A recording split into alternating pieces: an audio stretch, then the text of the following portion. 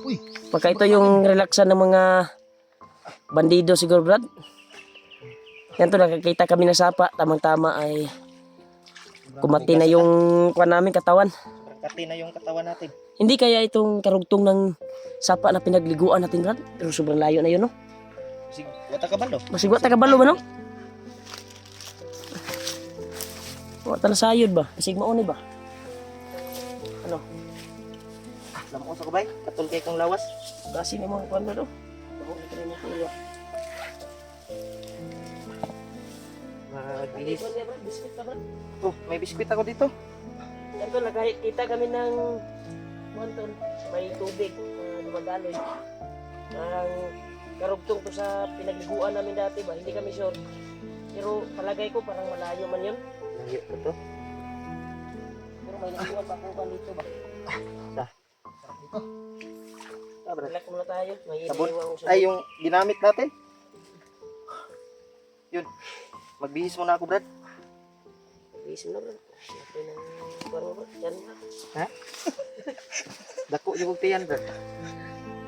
Ayaw lang, kabiyan sa inyong armasa, ready yung armasa. Brother. Oh, biskwit, Brad. Oh, tunga oras to. Pag nasa dagat, ano ba, eh? Biscuit ko lang. Oh. Ito sa kuwan? Gawad ka mo. Sarap ng tubig. Salamat na narating tayo dito sa kuwan. Kung hindi natin narinig sa bandido, iinom sila ng tubig sa sapa, ay hindi natin nasundan dito. No? Hindi tayo nakakita ng ganitong tubig ka tinaw. Puno Buti na na lang. lang tubig, bro. May nakuha kami na bandido, tol. Sinundan namin. Dito pa tungo. Sabi niya na papunta siya sa ilog. Kain tayo, Ayun, tol. pinatay namin. Gutom na, Brad. Pagkatapos niyang sumag-ob dito ba ng tubig. Kaon ka, Brad. Biskwit, Brad.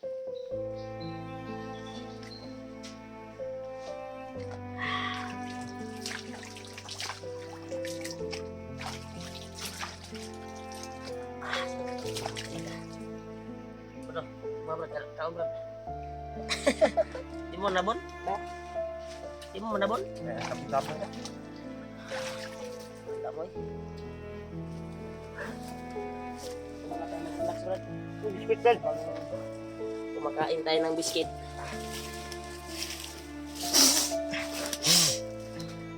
Oh, malaki pa yan ang katawan ni Bayaw. Sobrang Diyan pala na in love si ate. ayay. Ano? Ang ginto. Yan yung hilig mo talaga, Uy. Bayaw, yung ginto-ginto. Huwag kang kumpiyansa sa... Linta. Nakuha na eh. Ang laki ng linta. Linta. Wala takot yan. Yan tol. Salamat po tayo, nakakita kami ng tubig na hindi mapag wala namin kasi sobrang kati ng katawan.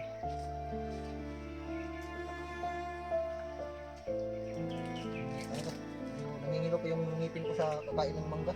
Teka. Ang laki ng linta, oh. Namilit.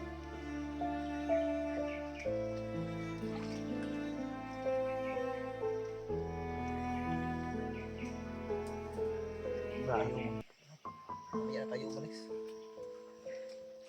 Parang safe naman tayo dito. Kasi maraming mga punong kahoy na nakapaligid sa atin.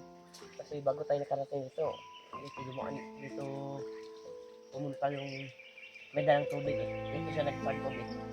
Kaya narating natin itong ilog na ito.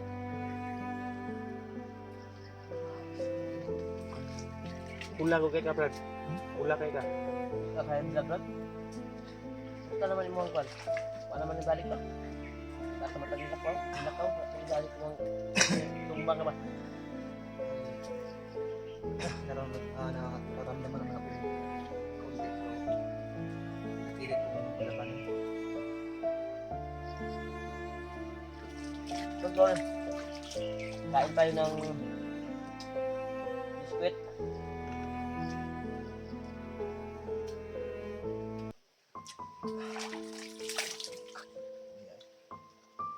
Sobrang lamig talaga talaga ng tubig. Dagar, Dito ko. okta ba? Okta nga. Kaya ako ang kapan ba?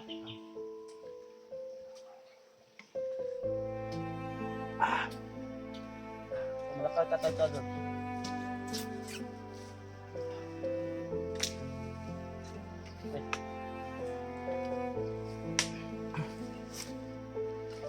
Base muna ako, Brad. Kasi Ano ba? Kapan mo na ba?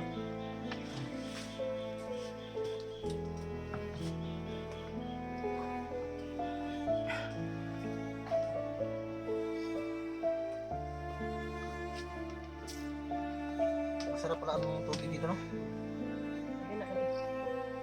Okay na. Baka may bahay doon sa itaas. Walang bahay dito, walang bahay. Ikapi na ba? Lahi pa tutong baktasan ba?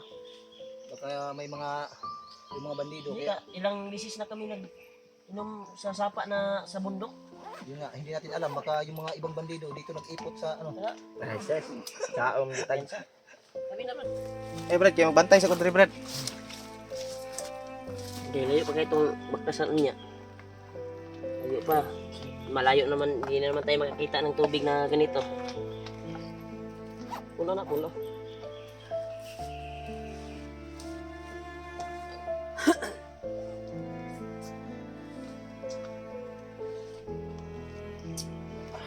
Relax mo na, Brad. Eh, konti lang. Relax mo tayo. Maya pa tayo Wala dapat. dito mas malinaw yung tubig dito. Dito tayo mag... Diya, pili diya kuan. Ang tinaw ba? Tinaw man siya. Masarap pa rin yung tubig dito. Hindi masyadong mabigat.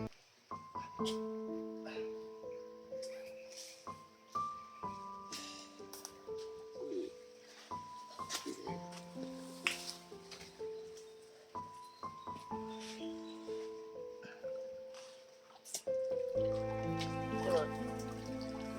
Ganyan kayo, Brad. Magmulawan kayo. Yung buta, ginugupit namin yung buta. Kaya yung interior ng Butas? sasakyan. Butas, Tapos, Brad. Oo. Interior ng yan po. Tapos binibiling namin ba? Parang ito. Magaling ka pala sa treasure fisher na. Galing nga si Stewart.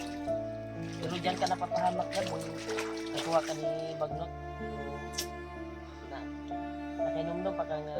Sobrang napakahirap talaga sa kalagayan natin doon sa pagmimina kasi matataas na bundok yun. Gani. Tapos hindi ka basta-basta makauwi. Wala kang ibang makikitang tao kundi yun lang mga kasama mo. May iba pa na dumarating yung ibang tao na hindi natin kilala. Tapos papatayan ko yung iba dahil sa ginto. Sige pa sa bebe. Sige pa. Hindi pong ginagawa.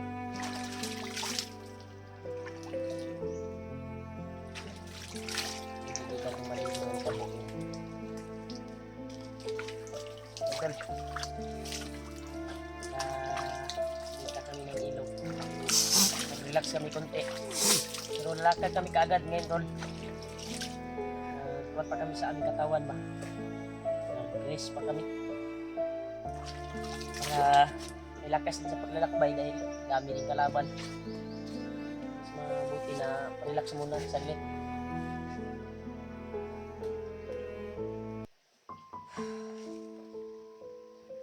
Kahit minsan ay makapag-relax din. Ay, wala tayong ayos na relax eh. Pag kuha natin, pag baba natin, kaagad akyat kaagad dahil sa nangyari sa kwan ni Kuya Bads, sa mga ibang kasama natin si Dave at Alpha, lalo sa mga ibang kasamahan na may misyon din na iba.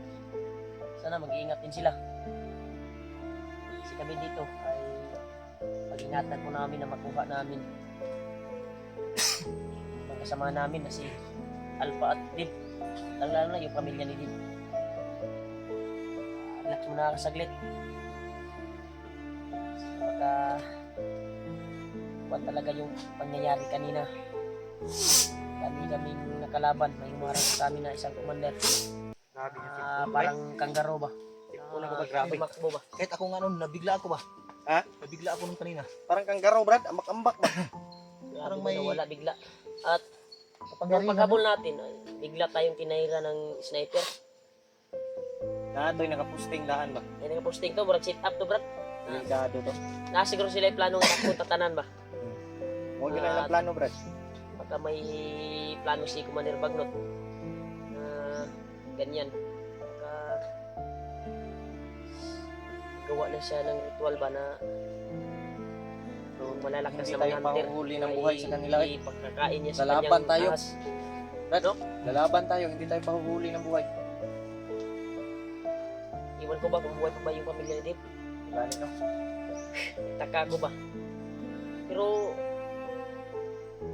dasal lang tayo dahil hindi pa natin nakikita si Bagnot.